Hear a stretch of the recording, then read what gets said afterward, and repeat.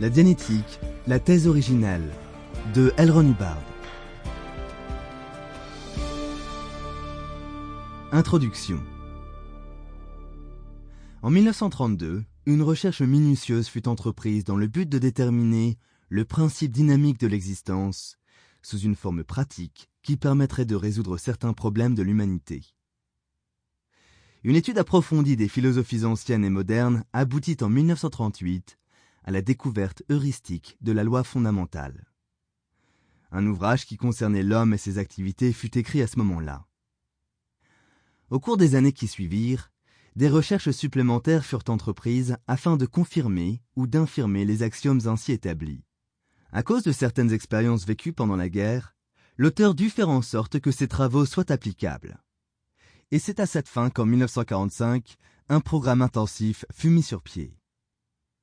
Un an plus tard, de nombreuses techniques avaient été découvertes ou mises au point, et une vague ébauche de la version améliorée qu'est le présent ouvrage fut formulée.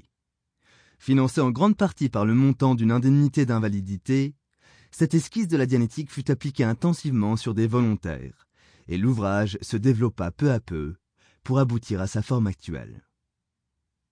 Telle qu'elle est présentée ici, la Dianétique a été testée par l'auteur au cours des 4 dernières années. Dans la dernière série de 20 volontaires pris au hasard, tous, sans exception, se sont rétablis avec une moyenne de 52 heures de travail par sujet.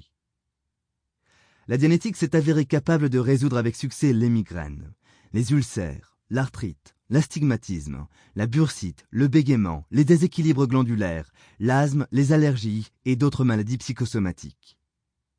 Quand elle a été appliquée à des compulsions, névroses, psychoses et refoulements, elle a aussi réussi à tous les faire disparaître.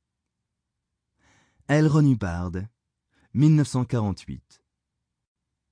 Première partie. Découvertes et principes. Chapitre 1. Les premiers axiomes. La dianétique est une science heuristique bâtie sur des axiomes. C'est l'efficacité plutôt que la vérité qui a été prise en considération.